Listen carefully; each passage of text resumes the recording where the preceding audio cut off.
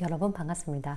오늘은 이 방송작가 인터뷰하는 방법에 대해서 설명을 해드리려고 하는데요. 사실 방송작가가 왜 인터뷰를 해? 라고 하실 수도 있지만 예능을 하든 교양을 하든 라디오를 하든 어떤 프로그램을 하든 이 방송작가를 한다면 인터뷰에서 자유롭지는 못할 거예요. 사실 이 취재라는 게 결국에는 특히 인물 취재라는 게 인터뷰라고 해도 과언이 아니거든요. 그래서 이제 우리는 어떤 전화 인터뷰를 통해서 사례자를 취재를 할 수도 있고, 또 혹은 뭐 시사 프로그램이나 어떤 다양한 토크쇼 프로그램 같은 경우에는 사실 뭐 대본 전체가 인터뷰 대본이라고 해도 과언이 아닐 정도로 굉장히 중요한 부분을 차지합니다. 그래서 오늘은 이 인터뷰를 어떻게 하면은 좀 효과적으로 할 수 있는지에 대해서 설명을 드리려고 준비를 해봤습니다. 우선 인터뷰에는 개방형과 폐쇄형이 있습니다. 이게 어떤 의미냐 하면요. 이 우선 개방형이라고 하는 것은 상대에게 다양한 답변을 이끌어낼 수 있는 그런 질문 기법 중에 하나예요. 가령 오늘 식사 메뉴 뭘로 하셨어요? 라고 질문을 한다면 뭐 상대방은 김치찌개 먹었고요. 뭐 돈가스 먹었고요. 이런 식으로 다양하게 내가 먹은 메뉴에 대해서 설명을 할 수가 있겠죠. 반대로 폐쇄형 같은 경우에는 오늘 식사하셨어요? 이렇게 질문하는 거예요. 그러면은 사실 예, 아니요로만 대답할 수도 있겠죠. 그래서 이 폐쇄형 질문은 어떤 상대를 꽁꽁 막아버리는 그런 질문 기법 중에 하나예요. 근데 이 개방형과 폐쇄형을 적절하게 잘 사용을 하시면 좋은데, 특히 이 시사 프로그램에서는 폐쇄형 질문을 굉장히 많이 쓰는 편이에요. 한번 예를 들어서 설명을 해볼게요. 이 앵커의 질문을 볼까요? 지금 블라블라블라 후원금을 받았다는 기록이 있습니까? 맞습니까? 이렇게 물어봤죠. 그러니까 맞나요? 맞지 않나요? 라고 물어봤으니까 이것은 폐쇄형 질문이에요. 그러면 이 윤형화 씨가 무슨 기록이요? 출처가 어디죠?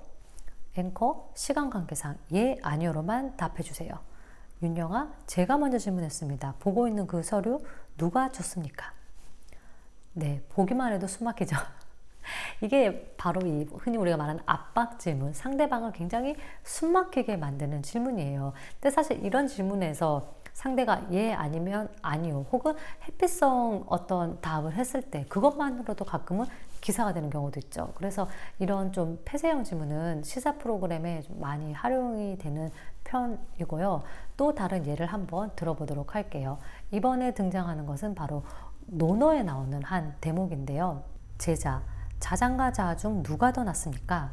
자장은 일하는데 지나친 면이 많고 자아는 항상 모자란다. 그렇다면 자장이 낫습니까? 지나침은 모자란만 못하다. 이 대화를 보시면 공자는 완전히 고수죠.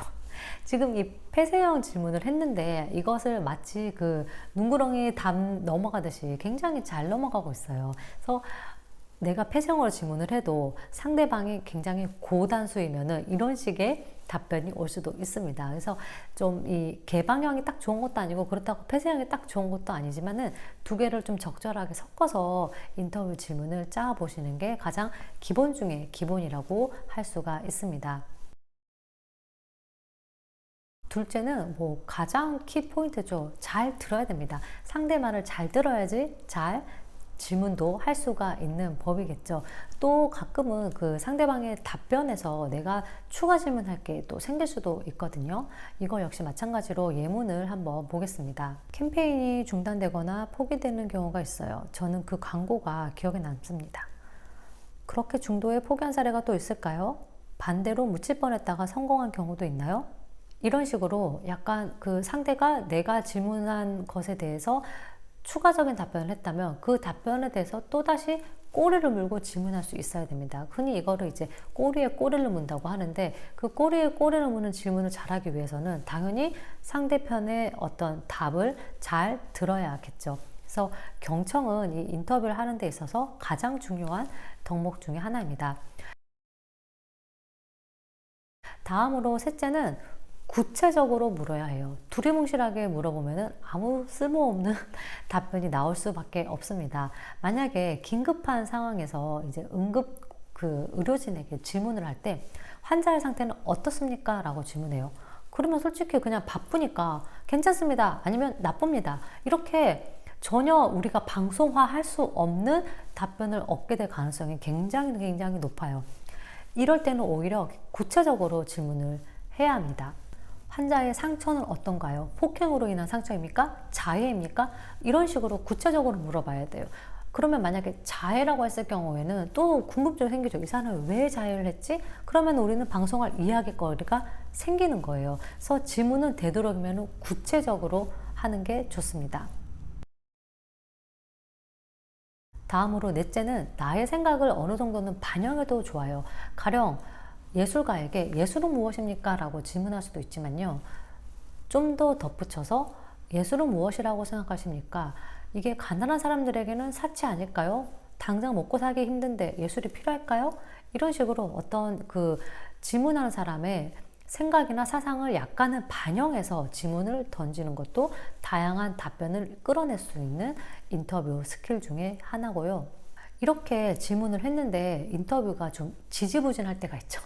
그럴 때는 여러 가지 방법이 있는데 그 중에 하나는 바로 양자택일형으로 질문을 하는 겁니다. 그래서 뭐 A 또는 B 둘 중에 하나를 선택해 보라고 질문을 하거나 뭐 구체적으로 예를 들면은 만약에 선생님이라면 선생님이 그 입장이 되었다면은 그 학생을 학교폭력 가해자로 신고를 하셨겠습니까? 이런 식으로 양자택일형으로 질문을 하는 거예요. 그러면은 뭐 했다 안 했다 답이 나올 수도 있겠죠. 다음으로는 어떤 숫자나 아니면 평점으로 이렇게 질문을 하시는 것도 방법이에요. 뭐 별점 5점 만점점에 몇 점, 혹은 뭐 100점 만점에 몇 점이라고 생각하세요. 어떤 특정 일이나 뭐 혹은 뭐 책이나 뭐 다양한 평가가 나올 수 있겠죠. 그래서 점수를 매기는 질문을 하시는 것도 방법이고, 다음으로는 어떤 특정 범위를 정해놓고 질문을 하시는 것도 괜찮아요. 뭐 그러니까 그 전보다는 나아진 건가요? 뭐 10년 전보다는 발전한 것입니까? 이런 식으로 어떤 시기 혹은 범위를 정해 놓은 다음에 질문을 해보시는 것도 좀 구체적인 답변을 얻을 수 있는 그런 인터뷰 기술 중에 하나입니다. 그리고 가끔은 그 상대가 좀 내가 들어야 할 말이 있죠, 보통. 그런 말과 다르게 약간 배가 산으로 가는 식으로 답을 하는 경우가 있어요. 이럴 때는 이제 인터뷰가 불리하게 돌아가거나 혹은 좀 말하기가 애매하거나 그럴 때 많이 일어나는 상황인데, 이때는 좀 과감하게 자르는 것도 방법이에요. 물론 경청이 중요하지만 좀 인터뷰가 의도하지 않은 바로 흘러간다 싶으면은 과감하게 좀 잘라주시는 것도 방법이고요. 그리고 좀 우리가 인터뷰할 때 배워야 될 덕목 중에 하나는 앵무새 기법이라는 게 있어요. 그러니까 상대방의 말을 잘 듣고 그거를 들은 그대로 따라하는 거예요. 이게 조금 감이 잘 안 잡힐 수도 있는데, 만약에 예를 들면요. 저는 아이디어가 생각나지 않아요. 일부러 화장실에 가기도 하죠. 화장실이요?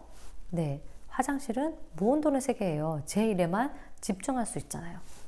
이런 식으로 그 상대방이 했던 말을 그대로 따라하는 거예요. 아, 매일매일 아침 5시에 일어나신다. 뭐 이런 식으로 상대방이 했던 말 한 번 더 따라했을 경우에 그 얘기, 그 추임새에 맞춰가지고 상대가 또 더 많은 이야기를 할 수가 있어요. 이런 거를 굉장히 잘하는 사람이 바로 그 유튜버 신사임당님이라고 생각해요. 이분이 그 인터뷰 하시는 걸 잘 들어보면요. 상대방의 말을 굉장히 잘 들으시고 그거를 그대로 따라하세요. 아, 이렇게 해라. 뭐 이렇게 한다. 이렇게 하면은 듣는 사람들에게 어떤 정리도 될 수 있고, 또 상대에게 추임새를 넣어줘서 더 다양한 그와 관련된 이야기를 할 수 있도록 끌어낼 수 있어요. 그래서 이 앵무새 기법은 인터뷰할 때 굉장히 좋은 방법이고, 이 심사임당님께서 또 좀 잘 하시기 때문에 이런 거를 좀 배워보고 싶다 하시는 분들은 그 유튜브를 좀 보셔도 도움이 될 것 같고, 이 신사임당님과 더불어서 제재님도 인터뷰를 굉장히 잘 하시죠.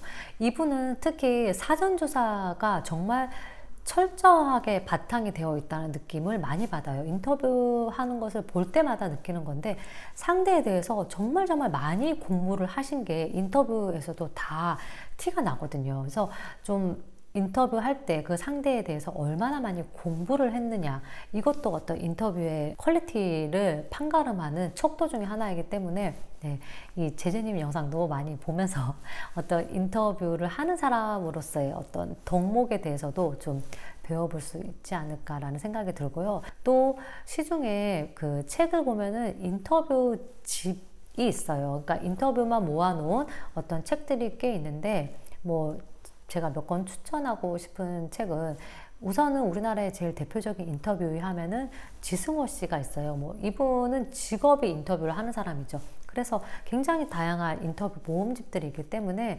일단은 이분의 책을 우선적으로 추천을 해드리고 싶고, 김혜리 기자의 진실의 탐닉이라든지 또 이다혜 기자의 내일을 위한 내일, 이런 그 인터뷰집도 좀 인터뷰를 할 수 있는 스킬, 또 질문하는 방법에 대해서 많이 배울 수 있는 그런 책입니다. 그래서 뭐 이런 책이나 아니면 또 인터뷰를 잘 하시는 유튜브 채널이나 혹은 또 뭐 TV 프로그램도 많죠. 뭐 대표적으로 요즘에는 뭐 유퀴즈 같은 그런 프로그램들이 있을 텐데, 그런 것들을 좀 많이 보면서 이 사람들이 질문을, 다음 질문을 넘어갈 때 어떤 식으로 넘어가는지, 이 꼬리에 꼬리를 무는 질문을 어떻게 하는지, 그리고 또 이 대상을 향해서 어떤 자세로 임하는지, 이런 것들을 좀 많이 보시면서 공부를 하시면 도움이 되지 않을까 싶습니다.